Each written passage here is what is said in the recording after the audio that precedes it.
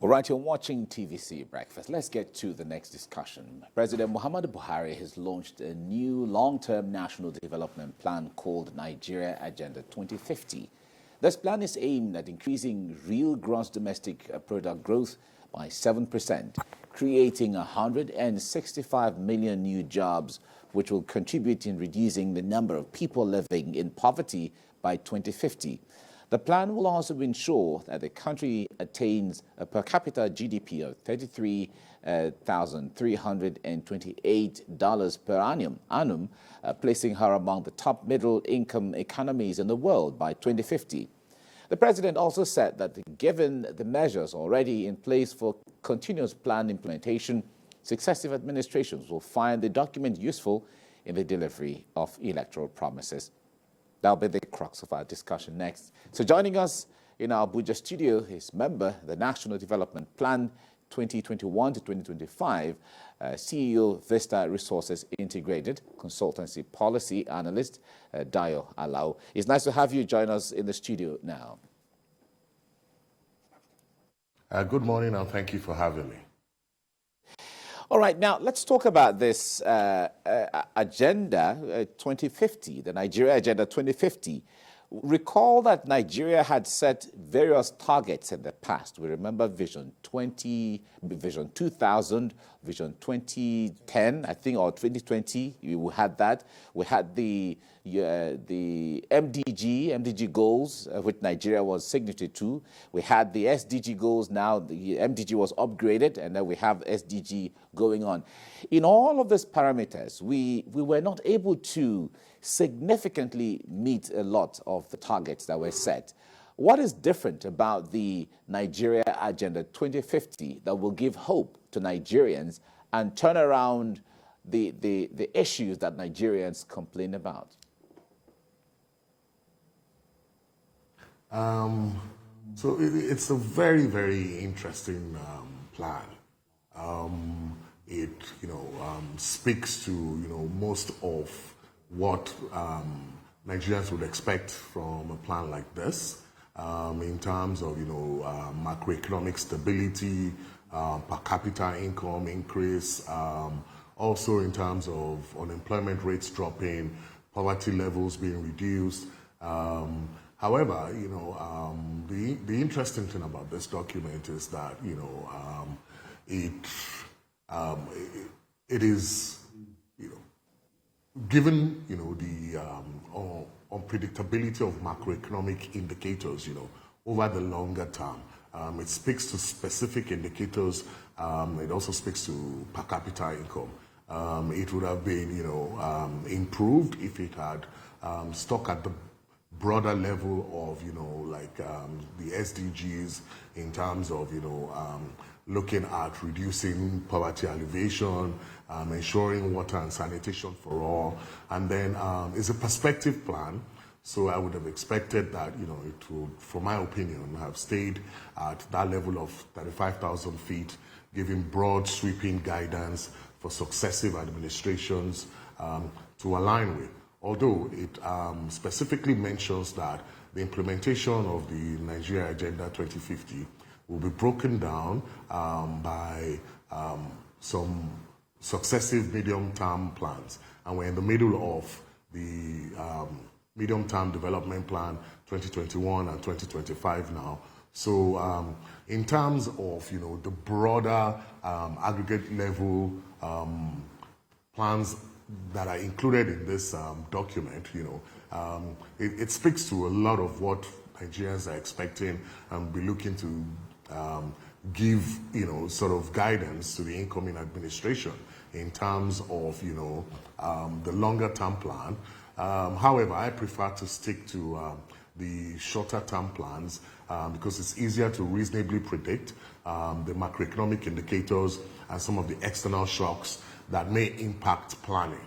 But on the longer period, I'm sure, we are all aware that the plan says it will give a per capita income of about $33,328 in 27 years' time. However, we are aware of what is currently going on in the world.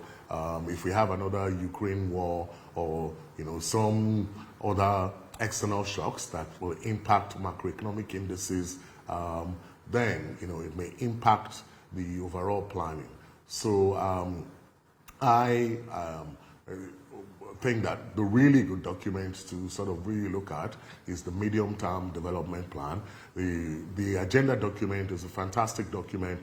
However, again, like I mentioned, given the unpredictability of macroeconomic indices and possible external shocks to these plans, it is quite specific and would have, sort of stayed at the broader macroeconomic level of maybe sanitation for all, clean water for all, speaking to like artificial intelligence, interconnectivity of, all the state capitals, devolving more powers. So it speaks to a lot of this at, the initial level, but it goes then into a lot more detail, which, in my opinion, we would have left to the medium-term development plans that are meant to contribute to this agenda document. I could see your countenance when you said the Nigeria is actually meant to realize over $33,000, 2050. You were smiling because you know that some of these things might be quite ambitious, and then you went ahead to say that depending on the situation of maybe global issues that are happening globally. But then I would like you to speak to the specific sectors or areas, which the NDP 2050 is, we prioritize in order to achieve sustainable and inclusive development.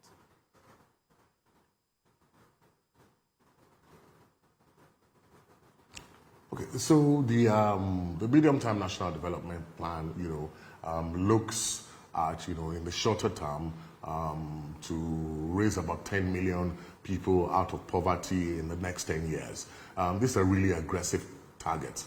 But before we even get into, a lot of, the specifics of the plan, I think, we need to first of all take a step back, and sort of look at, where we are as a country, a rising debt, a recent report by the IMF, the International Monetary Fund, already said that, sub-Saharan Africa is facing, like a funding crisis, whereas we have the Nigerian Integrated Infrastructure Master Plan, and recently African Development Bank said we will need an estimate of about $100 billion to invest in infrastructure over annually, over the medium term.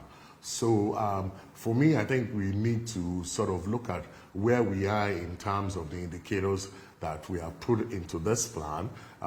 We first of all need to understand how many people are really in Nigeria.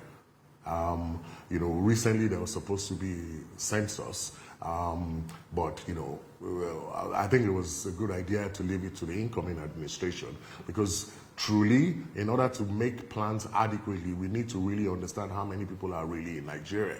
I think the incoming administration will sit back, look at where we are in terms of this plan, because I haven't seen any recent reports released by the National Steering Committee and the Federal Ministry of Budget and National Planning, which is meant to give updates on where we are in terms of this plan. So it will be interesting to see how the new government comes in, looks at the plan, take stock of where we are, and then look at how we address whatever gaps we are facing in terms of that plan. So if we're looking to raise 10 million people out of poverty in the next 10 years, how have we done? We're midway through the 2021-2025 plan. We need to take stock and understand where we are in terms of that plan. Because, traditionally, you mentioned a lot of the previous plans, Vision 2020, the ARGP, the transformation agenda. A lot of these plans haven't really met their targets. Where we constantly have failed is the tactical and the operational implementation and monitoring and evaluation of these amazing plans that we've developed in the past. So, but the medium-term national development plan took stock in terms of reviewing previous plans to identify whatever gaps, before coming up with that medium-term national development plan. However, again, from my perspective, I haven't seen official, releases on where we are in terms of progress against this plan. And I think it's about time we really took stock and asked the right questions in terms of where are we, and then we can address the gaps to try and meet the targets. All right, let me follow up with this. The point there is, at this time when the current administration is leaving the platform and a new government is coming in, it is always expected that when a new government comes on board, they come up with their programs and their agenda because they have their projection, they have their priorities and all of that.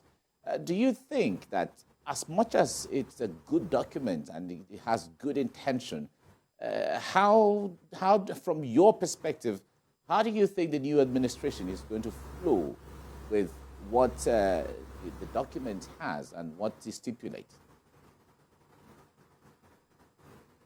So I think, it's important to note at this stage that government is a continuum and there are no starts and stops in government.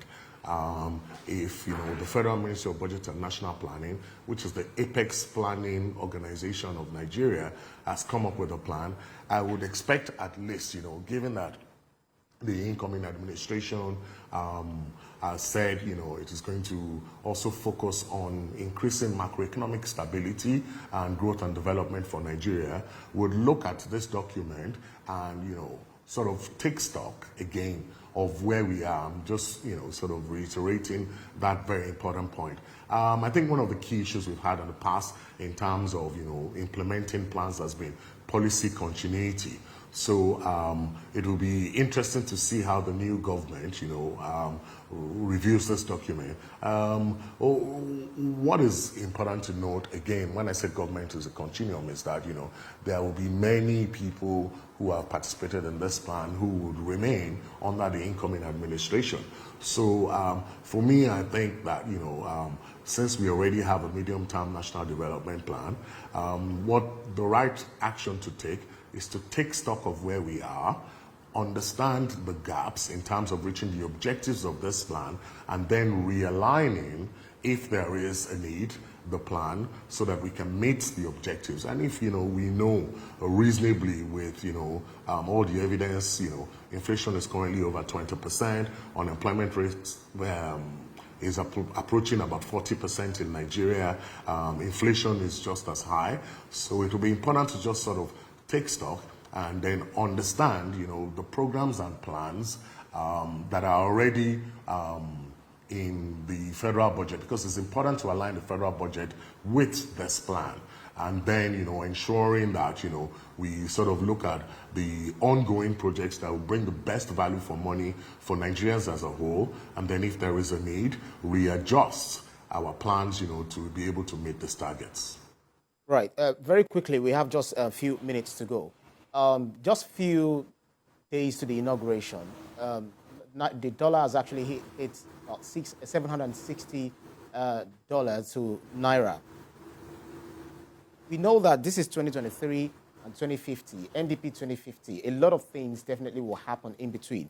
So if I may ask you, what measures are being taken to ensure that the plan is adaptable to changing circumstances and can withstand potential future challenges very quickly? So, I am not a staff of the Federal Ministry of Budget and National Planning. So I think, it would be good to direct some of these questions to those who are in the right positions to give an update. But again, we speak about all this. I mean, earlier at the start of this discussion, I had mentioned that, the unpredictability of macroeconomic shocks sort of makes it really hard to be able to say, I mean, for example, the GDP, the per capita income of $33,000 as of today, if we apply a discount rate of 10%, is about $2,500. Is that what the per capita income is as of today? I think no. The answer is no. The World Bank recently, estimated that, about 90% of Nigerians are living below the poverty line.